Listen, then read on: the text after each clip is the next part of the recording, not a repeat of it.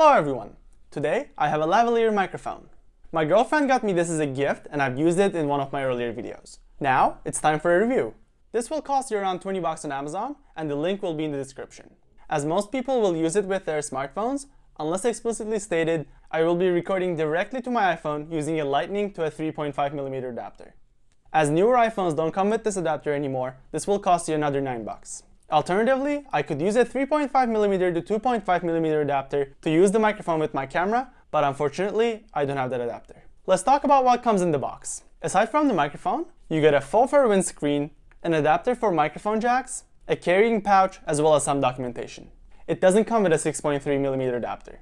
As this is a rather cheap microphone, it's all plastic, but at least it feels decent. The microphone clip has plenty of room so it'll clip onto your clothes, but I feel like it's quite hard to press, so it might take a couple of tries. Its cable is quite long, but it's standard plastic without any tricks up its sleeve. It might wear out over time if you intend to use it outside. The faux fur windscreen is quite nice, but when I first got it, it had a funny smell that went away in a couple of weeks, and now it falls off the microphone quite easily. Also, the microphone doesn't need any external power. If you're recording using your smartphone in 2020, you might need an adapter, as phones don't come with headphone jacks anymore. Once you connect it though, you might not get any sound from your phone, as your phone will recognize this as an headphone-microphone combo. This holds for computers with one 3.5mm headphone microphone jack as well. Also, you might need to use the included adapter for some computers as well.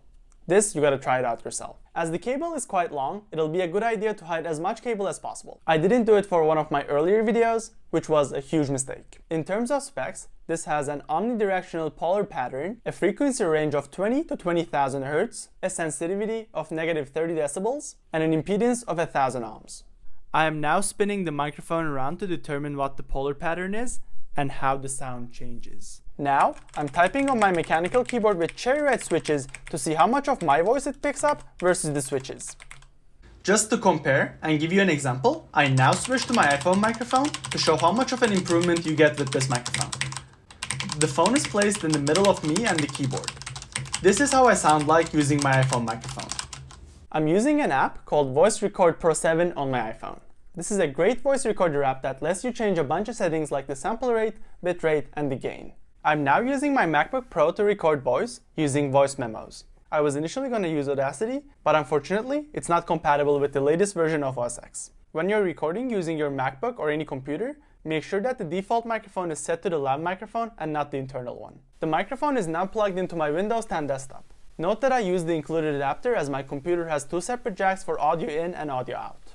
I'm using Audacity for this, and with the gain set to 1, this is how I sound like. On a separate note, if I were to use the integrated microphone of my Fuji X-T20 camera, this is how I sound like. Notice the background noise as well as the static. Speaking of background noise, I record videos in my room and there's often some background noise. I now turned on my fan, which is around 2.5 meters away from me, and this is how loud the background noise gets. For comparison, if I use my iPhone microphone, this is how loud the background noise gets. The newer iPhones have multiple microphones to cancel out as much background noise as possible, but they can't compete with external microphones. Overall, if you're on a budget and if you want to upgrade from the internal microphone of your smartphone, this is a steal.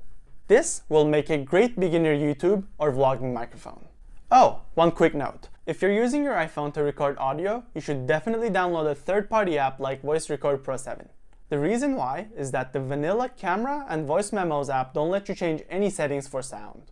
I'm aware that the Rode Rec app is amazing, but Rode is working on some big updates and they took the app off the App Store. Thank you so much for watching. Please consider liking and subscribing, and I really hope I'll see you all next time.